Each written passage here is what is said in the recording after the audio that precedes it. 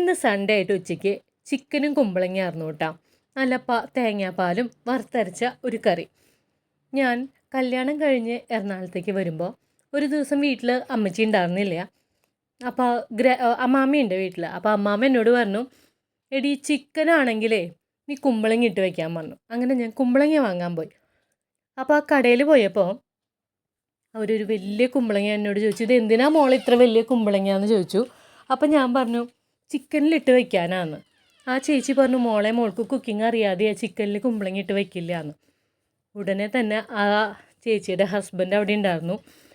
അപ്പോൾ ആ ചേച്ചിയുടെ ഹസ്ബൻഡ് ആ ചേച്ചിയോട് പറയാം, എന്താ കുമ്പളങ്ങ ഇട്ട് വെച്ചാൽ പോലീസ് പിടിക്കുമോയെന്ന്.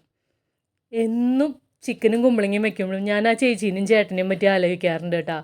കാരണം ഇത് ട്രൈ ചെയ്തവരാരും പിന്നെ ഇത് വെക്കാതെ ഇരിക്കില്ല, കാരണം അത്രയും ടേസ്റ്റാണ്.